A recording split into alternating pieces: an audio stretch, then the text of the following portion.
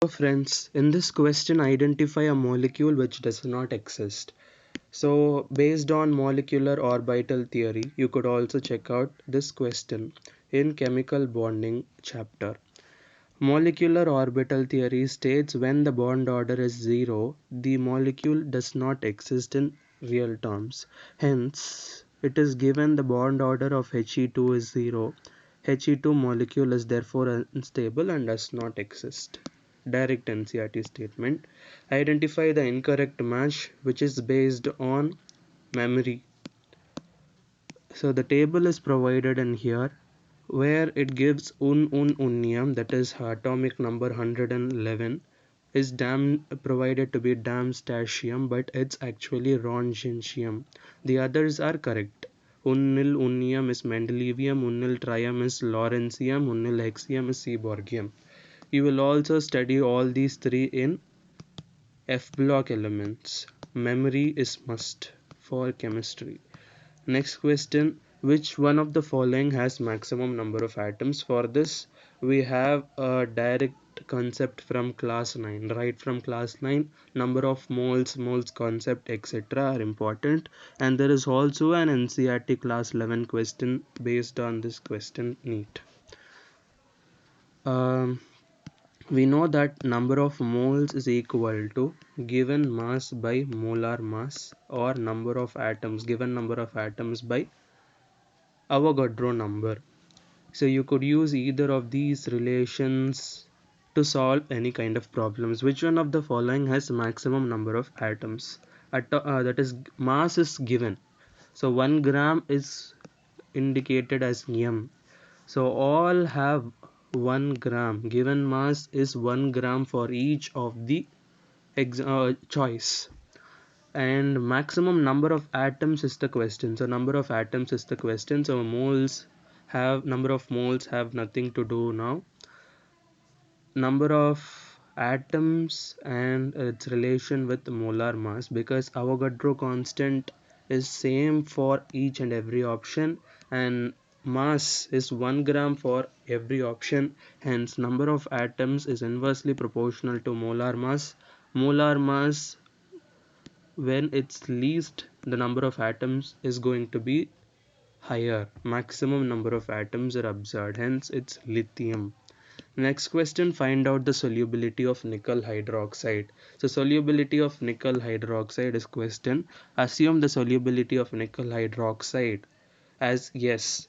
After its dissolution in sodium hydroxide, it will generate Ni2 plus ion and OH minus ion, 2 OH minus ions.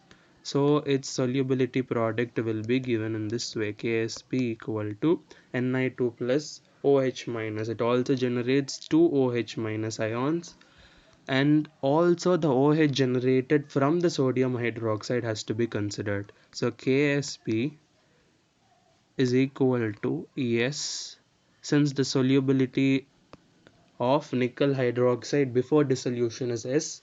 After dissolution it tends to dissociate into ions, which we each will have a solubility of S. For nickel, S multiplied by the number of the concentration of OH minus ion.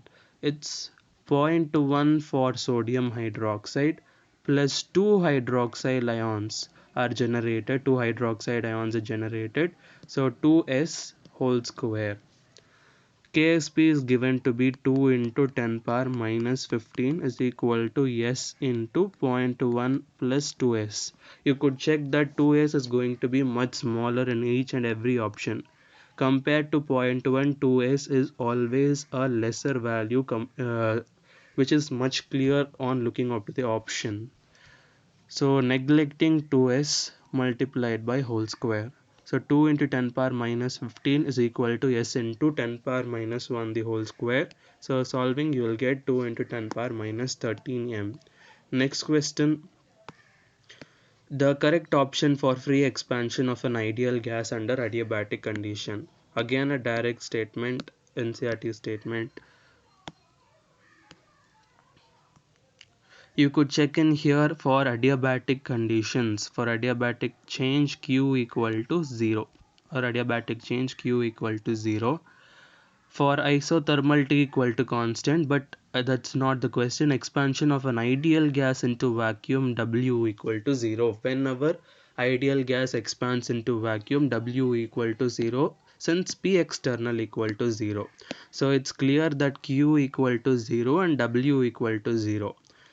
Uh, so you could also say that del U equal to Q plus W, which is 0. So del U equal to 0, and also we know that del U equal to CV delta T, NCV delta T. So here they consider number of moles to be 1 or per mole.